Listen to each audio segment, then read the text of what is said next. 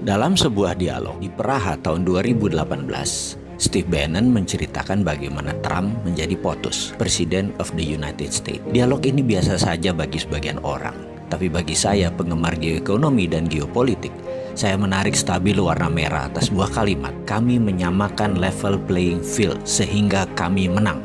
Kalimat inilah yang menjadi dasar analisa saya, sehingga jadi memahami apa yang dimaksud dengan tim Trump untuk kebijakan luar negeri yang akan menguntungkan Amerika. Saya jadi mengenal isi kepalanya Pompeo, mengenal isi kepalanya Bolton atau Shanahan dalam strategi perang dengan Cina. Kesimpulan, Amerika versus Cina saat ini bukan perang dagang, tapi perang ideologi. Menurut pengamat intelijen ekonomi, A.V. Temames yang berdomisili di London, hal inilah yang membuat banyak para analis salah baca, terutama analis ekonomi. Dikira Cina dan Amerika itu perang dagang biasa, perang ekonomi, hanya karena merasa sepertinya Amerika kalah dengan impor Cina yang besar masuk ke Amerika sehingga pasang tarif masuk tinggi agar barang di Cina itu mahal. Negara Amerika untung dari tarif pajak masuknya barang Cina yang ditinggikan, dan juga imbas produk hasil manufaktur di Amerika jadi bisa berjualan karena harga mereka kompetitif itu di dalam Amerika. Kalau tidak diprotek atau dilindungi dengan pajak impor yang tinggi, barang-barang Amerika jadi mahal. Mereka pilihannya adalah lebih baik pilih barang Cina. Begitu sebaliknya, dibalas Cina dengan impor masuk barang Amerika ke Cina dinaikkan. Ternyata bukan itu. Ini perang bahkan lebih dalam lagi, yaitu perang ideologi. Kalau sudah perang ideologi, by all means atau berapapun harganya, pasti ditebus. Cina dan Amerika kan habis-habisan perang. Lalu bagaimana dengan Indonesia?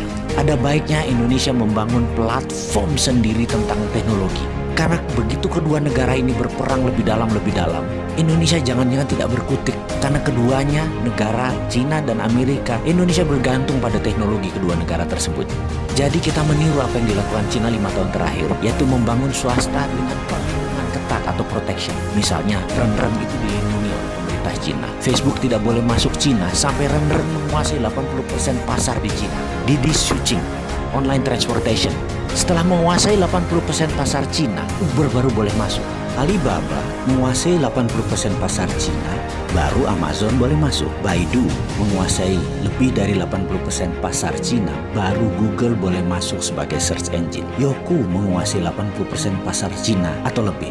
YouTube baru boleh masuk, dan masuknya pun asing tersebut sampai dibatasi sampai saat ini. Indonesia kalau mau maju, aplikasi anak negeri dilindungi terlebih dahulu. Sekarang perang dagang Cina Amerika sedang memanas. Indonesia ambil kesempatan.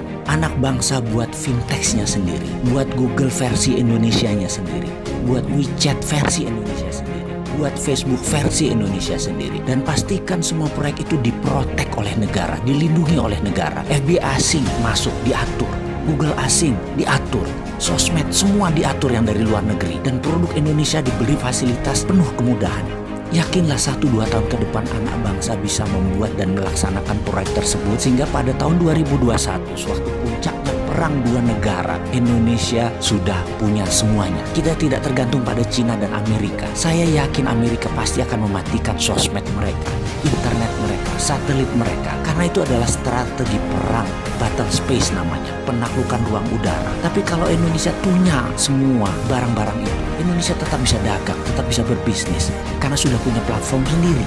Kita tetap connect. Kemarin, beberapa saat yang lalu, 2 hari sosmed dimatikan secara lokal. Banyak netizen yang muring-muring. Apalagi kalau Cina matikan 5G. Sementara Indonesia sudah pakai 5G di tahun 2021.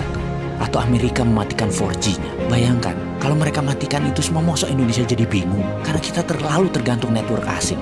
Amit-amit jangan sampai itu terjadi. Ada solusinya, yaitu dengan membangun platform digital teknologi yang diprotek oleh negara.